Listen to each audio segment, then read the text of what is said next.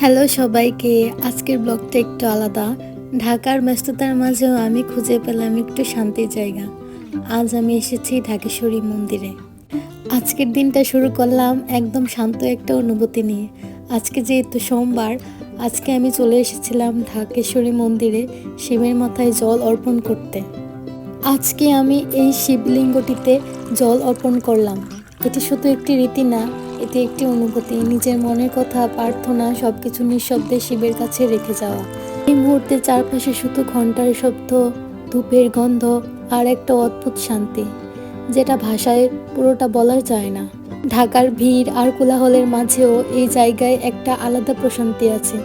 মন্দিরে ঢুকলেই মনে হয় যেন সব টেনশন একটু দূরে চলে যায়। আর কথা বলতে বলতে আমার পূজা সম্পূর্ণ হলো। এখানে আমি আমার প্লেটটা দেখাচ্ছিলাম। আমার পূজা সম্পূর্ণ করে আমি মূল মন্দিরের দিকে চলে যাচ্ছিলাম।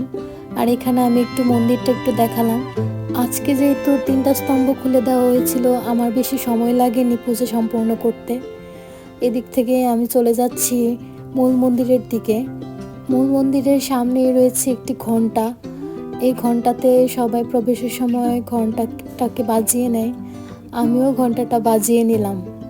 এখানে আমি ঢাকেশ্বরী মাতাকে দর্শন করে চলে গেলাম মন্দিরের বাইরে। এখান থেকে আমি আমার শ্বশুর বাড়িতে যেহেতু গোপাল রয়েছে, তার জন্য পহেলা বৈশাখে পরার জন্য একটা ড্রেস নিয়ে নিলাম। আর এদিকে ঢাকেশ্বরী মন্দিরেও কিন্তু পয়লা বৈশাখের জন্য প্রস্তুতি শুরু হয়ে গেছে। বটগাছের নিচে আসলে স্টেজ করা হচ্ছে। এখানেই হচ্ছে সকল আয়োজন করা হবে পয়লা বৈশাখের। আর এখন আমি চলে যাচ্ছি কেন্দ্রীয় মন্দিরের দিকে। এখানে আপনারা কেন্দ্রীয় মন্দিরের দেবী দুর্গাকে দর্শন করছেন।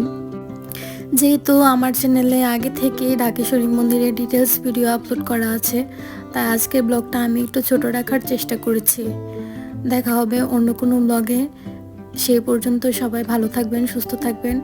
আর নতুন নতুন ব্লগ পেতে আমার চ্যানেলটাকে অবশ্যই সাবস্ক্রাইব করে রাখবেন। ধন্যবাদ।